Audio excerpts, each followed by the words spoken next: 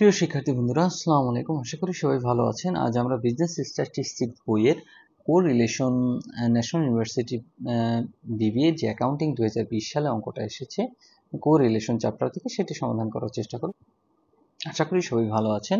তো আমরা যদি অঙ্কটা একদম শুরু থেকে পড়ার চেষ্টা করি, এখানে বলছে 10 competitors in a music contest are ranked by 3 judges in the following order. মানে এখানে বলছে যে একটা মিউজিক কম্পিটিশনে 3জন জজ আছে এবং সে 10জন কম্পিটিটরকে সে তারা মার্ক দিয়েছে।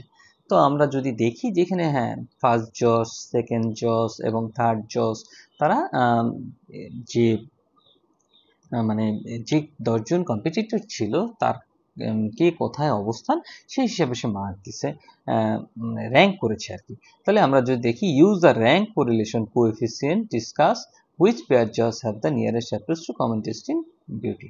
আসলে এখানে বলছে যে কোন দুইজন জজের মিউজিক টেস্ট সবচাইতে ভালো বা সবচাইতে সুন্দর। এখানে 3জন জজ আছে, তো আমরা যদি 3জন থেকে 2জনকে বাছতে চাই তাহলে আমাদের আসলে 3ভাবে এটা আমরা করতে পারি। আমরা নিচে পড়ি, দেখি কি বলছে। In order to find out which pair of জজ have the nearest chapter common distribution, we will have to find out the rank correlation coefficient between কার ভিতর করতে হবে। যেহেতু আমাদের 3জন আছে তাহলে প্রথমটা করতে হবে first judgement of first and second জজ, মানে প্রথম এবং দ্বিতীয় জনের ভিতর প্রথমটা করতে হবে, এবং পরবর্তীতে কোনটা করব, যে the judgement of second and third জাজ, মানে এই যে সেকেন্ড এবং থার্ড আছে তাদের মধ্যে করতে হবে। তারপর বলছে যে the judgement of first and third জজ, মানে এই যে প্রথম যেজন ছিল মানে ফার্স্ট জজ এবং থার্ড জজ, মানে এই প্রথম জনের সাথে তৃতীয় জনের করতে হবে। তাহলে আমরা 3টা করলেই আসলে কোন দুজনের মিউজিক টেস্ট সবচেয়ে সুন্দর এবং কাছাকাছি সেটা আমরা বের করতে পারবো। তো এটা করার জন্য আসলে আমাদের অঙ্ক করতে হবে। তো আমরা যদি অঙ্ক করি তাহলে আমাদের আসলে 6টা ছক লাগবে। 6টা ছকের মাধ্যমে আমরা এই অঙ্কটা সুন্দর করে সাজাতে পারবো। তো প্রথম যদি আমরা ছক কাটি, সেটা ফার্স্ট জজ, সেকেন্ড জাজ এবং থার্ড জাজ। তাহলে আমাদের যে ভ্যালুগুলো আছে, একদম যে এখান থেকে যে ভ্যালুগুলো আছে, এটা যে যেখানে আছে একদম হুবহু ফার্স্ট জজের ভ্যালু, সেকেন্ড জাজের ভ্যালু, থার্ড জাজের ভ্যালু, এগুলো একদম সুন্দর করে আমরা একদম হুবহু যেভাবে আছে সেভাবে অঙ্কে বসিয়ে দিব একদম। তো প্রথম যেটা বসাবো সেটাকে বলবো আমরা R1, দ্বিতীয় জনেরটাকে বলবো R2 এবং তৃতীয় জনেরটাকে বলবো হচ্ছে R3। এবং n এর ভ্যালু কত হবে? কারণ n এর ভ্যালু হবে 10, কারণ আমাদের আসলে প্রথমে শুরুতেই বলে দিয়েছে যে আমাদের কন্টেস্টেন্টের সংখ্যা কত।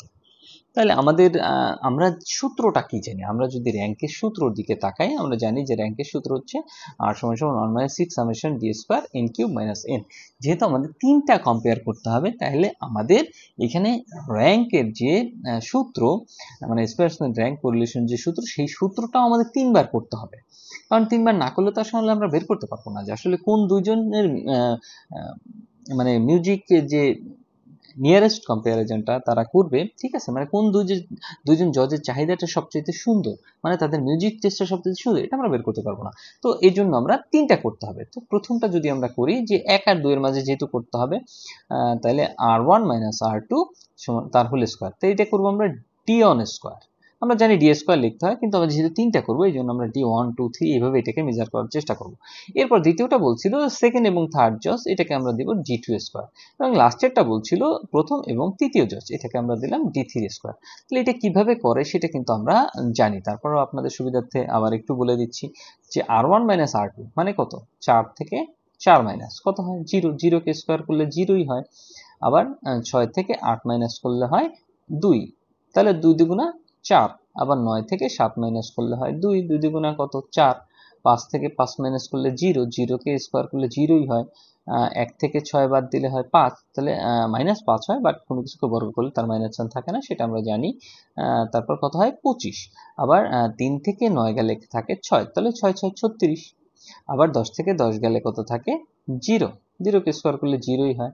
8 থেকে 3 গেলে থাকে কত 5, তাহলে 5 5 25। আবার 7 থেকে 2 গেলে থাকে 5, 5 5 25, 2 থেকে 1 গেলে থাকে 1 এবং 1 স্কয়ার করলে একই হয়।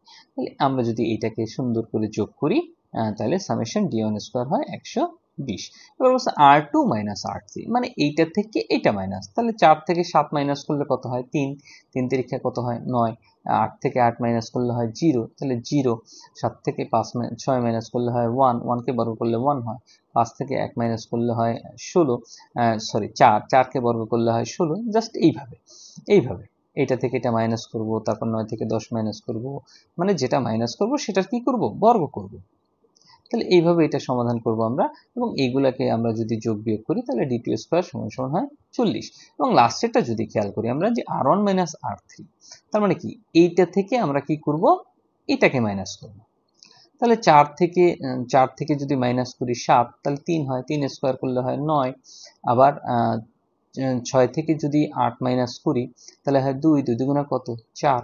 আবার 9 থেকে যদি 6 মাইনাস করি থাকে 3, 3 থেকে কত 9। আবার 5 থেকে যদি আমরা 1 মাইনাস করি হয় 4, তাহলে 4 এ 4 এ 16, জাস্ট এইভাবে এগুলো আমরা করব, এবং এইগুলোকে যদি যোগ করি তাহলে হয় d3 স্কয়ার। তো আমরা d1 স্কয়ার, d2 স্কয়ার এবং d3 স্কয়ারের মান পেয়ে গেছি। এখন যদি আমরা র্যাঙ্ক কোরিলেশন করার চেষ্টা করি, তো প্রথম যে র্যাঙ্ক কোরিলেশন এটা কার করতে বলছিল, আমরা আগেই জানি যে 1 2 এর মাঝে করতে বলছিল, তো আমরা লিখি r1 2। তাহলে সূত্র লিখলাম, d1 স্কয়ারের মান বসাইলাম, এই যে d1 স্কয়ারের মান 120 এসেছে, সেটা আমরা বসিয়ে দিলাম।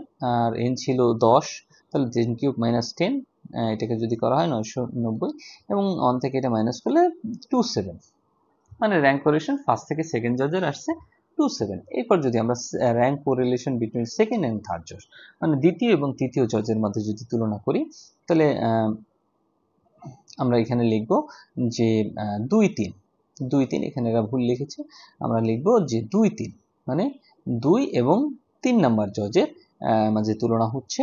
তো আমরা যদি সমাধান করার চেষ্টা করি তাহলে আমাদের d2 স্কয়ার ছিল 40, এবং এটাকে সমাধান করি তাহলে আসে 0.76। এবার র্যাঙ্ক কোরিলেশন বিটুইন ফার্স্ট এবং থার্ড, তাহলে আমাদের d3 স্কয়ারের মান আসে কত 160, এটাকে যদি আমরা ক্যালকুলেশন করি তাহলে আসে আমাদের 0.03। এখন আপনারা তিনটা রেজাল্টের দিকে যদি একটু খেয়াল করেন, এটা 27, এটা 76, এটা 03, তাহলে আসলে কোনটা সবচেয়ে বেশি, তাহলে 0.76 হচ্ছে সবচেয়ে বেশি। 76 এ বলছিল যে বিটুইন সেকেন্ড অ্যান্ড থার্ড জজ, তাহলে সেটাই যদি আমরা একটু কমেন্টস লিখি যে since the coefficient of correlation is the highest in case of the জজ অফ সেকেন্ড অ্যান্ড থার্ড জজ 0.76, Haynes they have the nearest approach in common taste in beauty. এই ছিল আসলে আমাদের এই অঙ্কটার সমাধান, অনেক গুরুত্বপূর্ণ অঙ্ক। তো আপনারা বাসায় প্র্যাকটিস করবেন, আর আশা করি অঙ্কটা বুঝতে পেরেছেন। তারপরে যদি কোনো সমস্যা মনে হয় কমেন্ট বক্সে কমেন্ট করবেন, আপনার সমাধান করে দেওয়ার চেষ্টা করা হবে। ধন্যবাদ সবাইকে, ভালো থাকবেন এবং পরবর্তী ক্লাসগুলোর দিকে চোখ রাখবেন।